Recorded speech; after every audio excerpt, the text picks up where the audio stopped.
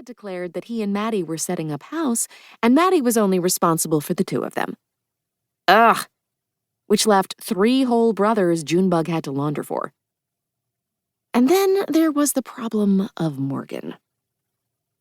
Damn Morgan. The blockiest, bull-headedest brother of all. No one beat Morgan for stubbornness, or bossiness, or flat-out infuriating contrariness. He acted like he owned the world, or at least this patch of it. Junebug bet he even bossed her around in his dreams. But, as irritating as he was, she loved him, and he was making noises about leaving again, which gave Junebug an awful feeling in her stomach. A swampy feeling, like things were crawling away down there. Lately, he'd been poring over catalogs again, dog-earing the pages that advertised new saddles and tack. She knew Morgan pined for his days as a cowhand, for the time before he got burdened with his orphaned siblings. When he told stories about being a cowboy, his voice got a dreamy tone that was so out of character that it sent chills down her spine.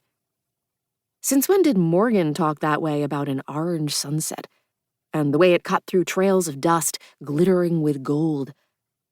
Or the way the mountains rose blue and violet on the horizon, like a dream of what was coming? This was Morgan, who had as much poetry in him as a cookpot.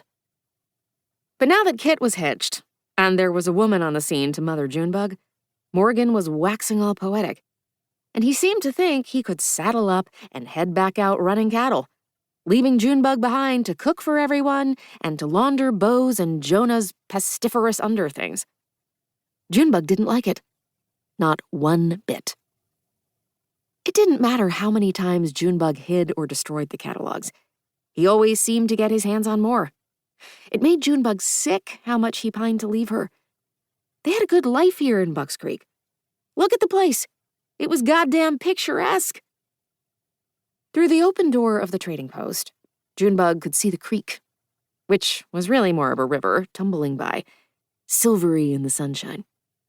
The thick meadow grasses were spring green and feathered with larkspur and balsam root, and the chokecherry was waving wands of white blossom.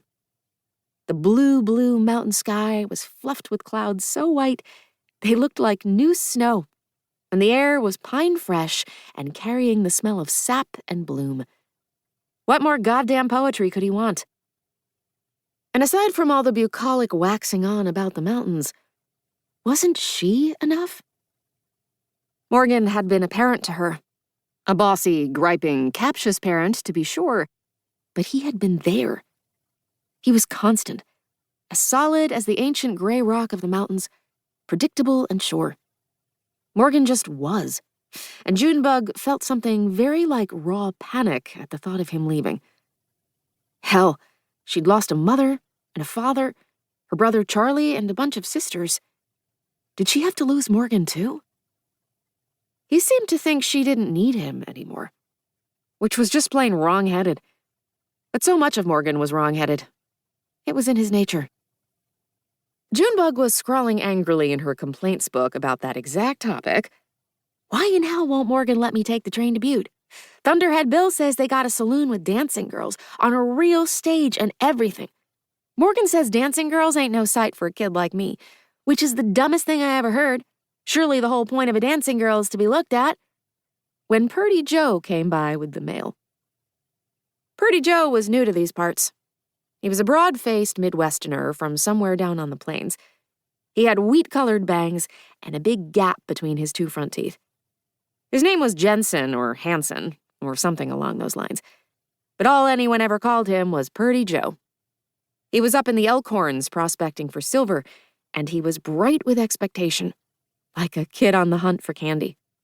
Bo and Jonah were prone to buttonholing him to ask about the prospecting. Those 2 idiots had a mind to go looking for silver themselves. Purdy Joe had got familiar enough with them that he volunteered to run the mail up from Bitterroot to Bucks Creek whenever he was passing through, to save the McBrides a trip. Bitterroot was 4 hours down the mountain and was shaping up to be a proper town.